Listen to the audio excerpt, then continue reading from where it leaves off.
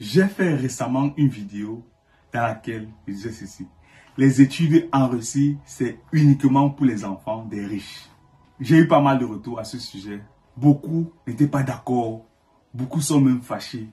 Beaucoup ont dit non, c'est faux. Dans cette vidéo, je vais davantage t'éclaircir à ce sujet. Reste jusqu'à la fin car tu vas apprendre beaucoup sur les études en Russie. Beaucoup de choses qu'on ne dit pas souvent sur les études en Russie. Donc reste jusqu'à la fin. Et à la fin de la vidéo, partage car ça peut aider ton petit frère qui voudrait étudier en Russie. C'est parti.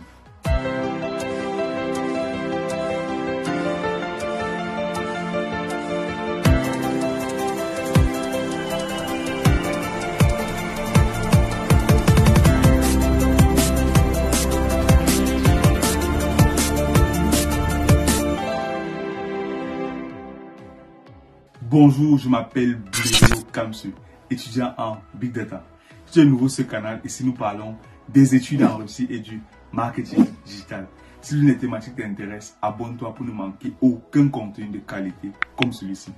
Pour toi qui voudrais étudier en Russie à partir de septembre, les procédures ont déjà débuté.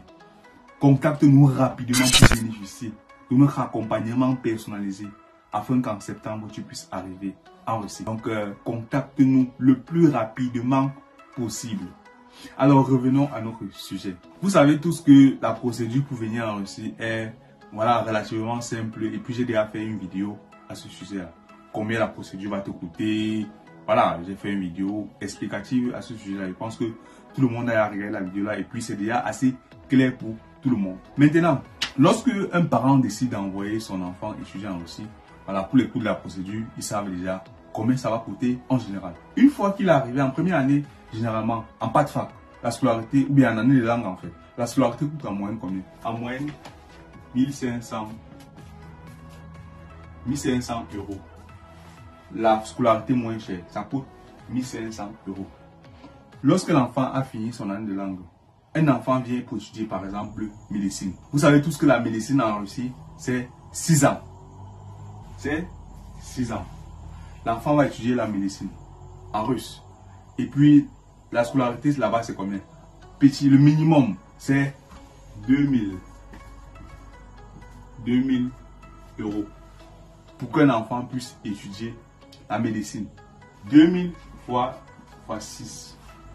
Ça fait combien? Quelque chose qu'il faut calculer.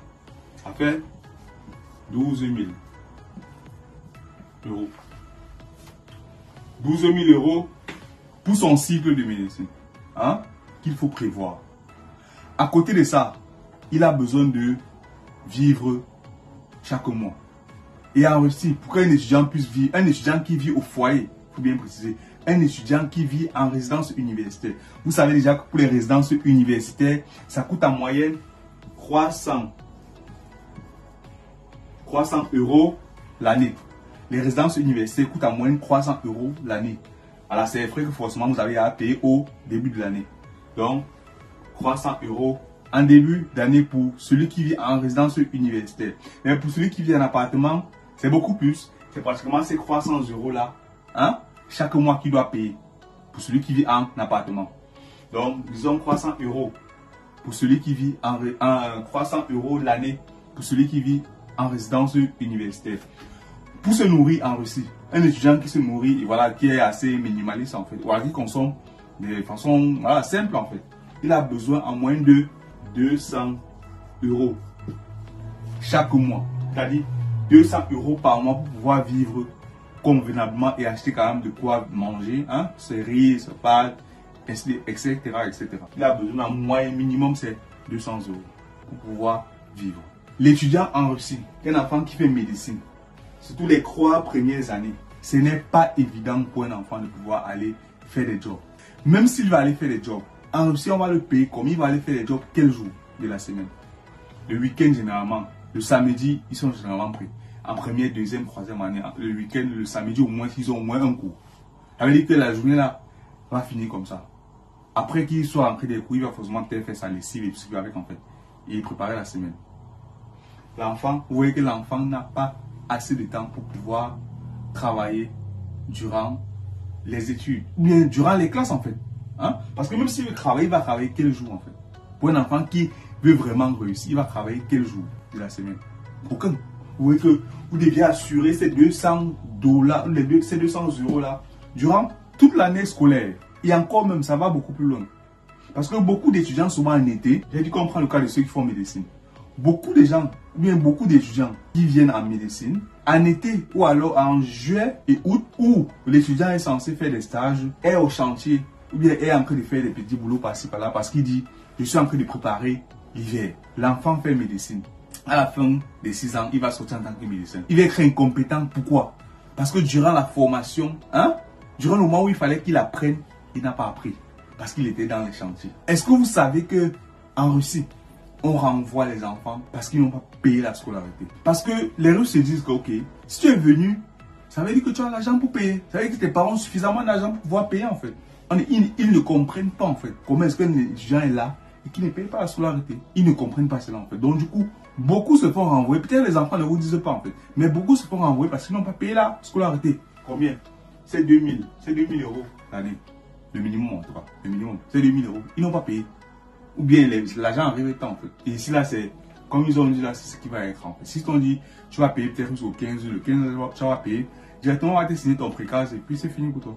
Tu es renvoyé en fait. Beaucoup d'enfants sont déjà renvoyés, si vous ne savez même pas.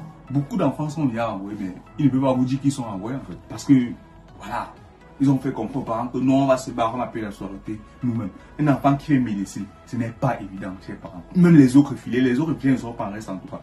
J'ai pris le cas de médecine dans cette vidéo. Toi, en tant que parent qui voudrait envoyer ton enfant pour les études, je précise bien pour les études, rassure-toi que, ok, mon enfant va avoir besoin de minimum 2000 euros pour la scolarité. C'est 200 euros chaque mois que je dois l'envoyer en fait. Même si vous pouvez envoyer peut-être pour 6 mois directement ou bien 1 an directement. Ok, ça dépend de vous. Mais rassurez-vous que l'enfant a de quoi vivre en fait. Parce que là, l'enfant n'a pas de quoi vivre dans un pays comme celui-ci. Où, pendant qu'il est en classe, en train de réfléchir, ou bien en train de suivre le cours, pendant que ses amis sont en classe, en train de suivre le cours, lui il est en train de réfléchir, qu'est-ce que je vais manger aujourd'hui? Ce n'est pas évident qu'il se concentre. Ce n'est pas évident. Ou bien alors, il est en train de faire comme ça, son ami l'appelle, il dit que Joe, voici un boulot, tu fais comment? Parce que il a faim, ou bien parce qu'il n'a pas de quoi manger, il va peut-être sortir comme s'il partait, faire ses besoins, et il va partir faire le job. Pourquoi? Parce qu'il n'a pas de quoi vivre. Chers parents, vous qui voulez envoyer vos enfants étudier en Russie, et qui voulez que vos enfants soient assez compétents, vraiment, fournissez-les le minimum. Parce qu'ils souffrent réellement en fait quand vous ne faites pas ce minimum-là, quand vous ne subvenez pas à ce minimum-là. C'est difficile pour eux. Certains se voient manquer de... ils s'en foutent un peu de l'école souvent parce qu'ils disent, je vis comment? Mes parents ne m'envoient pas l'argent pour pouvoir vivre, je fais comment? Ils ont payé la scolarité, c'est bien. Ils ont payé la résidence universitaire, c'est bien. Mais ils ne payent pas, ils n'envoient pas l'argent que je fais comment? Je suis obligé de faire des petits jeux comme ça pour pouvoir m'en sortir. C'est la réalité en fait, que beaucoup d'enfants ne vous disent pas. C'est la réalité. On vit ça, je connais beaucoup d'amis en fait. Il a la volonté de pouvoir étudier, mais il ne peut pas. Parce que l'heure qu'il étudie là, c'est l'heure qu'il doit peut-être partir chercher un petit boulot pour pouvoir au moins se vivre. Vous voyez que pour un parent qui se dit vraiment soucieux, doit fournir cela. Et même en été, parce qu'on va peut-être dire en première, deuxième année, voilà, il n'a pas forcément besoin de cours de stage. Non, un enfant qui veut vraiment faire sa médecine, en été, c'est le moment pour lui de passer au moins dans les hôpitaux. Même s'il n'a pas encore le niveau qu'il faut. Le fait de passer à l'hôpital comme ça chaque matin, faire aussi la ronde avec les médecins, suivre aussi, voir comment ça se passe. Voilà, c'est beaucoup plus facile pour lui de pouvoir capter des choses. Donnons l'occasion à nos enfants. Si on les envoie en Europe étudier, donnons-leur l'occasion de bien se former. Bien se former, ça veut dire que après les cours comme ça, s'ils parlaient faire peut-être les petits stages encore, ils partent faire sans souci. Qu'ils savent que, ok, j'ai au moins de quoi manger, j'ai de quoi payer mes transports, j'ai de quoi vivre, j'ai de quoi me détendre en fait. Parce que envoyer son enfant en Europe, c'est bien. Mais envoyer en Russie pour dire il va faire les études, rassurez-vous, chers parents, que, ok, mon enfant a le minimum pour être bien, pouvoir étudier paisiblement. C'était un peu ça que je voulais partager dans cette vidéo parce que je me rends compte que beaucoup de parents se trompent avec la Russie et les autres pays. C'est vrai que dans les autres pays, là, ça se passe de même en fait. Beaucoup laissent voir les cours pour aller faire les petits boulots, quoi. Hein? Mais quand même, pour le cas de la Russie, que je connais mieux, je sais que ce n'est pas toujours évident pour un étudiant de pouvoir joindre les deux bouts quand il n'a pas l'appui de son parent ou bien de ses parents. Donc, rassurez-vous, chers parents, de pouvoir subvenir aux besoins de vos enfants lorsqu'ils sont encore étudiants, afin qu'ils puissent bien se former. Parce qu'un enfant a tout ce qu'il faut. Oui, c'est vrai, on va dire qu'il y a des enfants qui ont tout ce qu'il faut, mais ils ne foutent rien à l'école.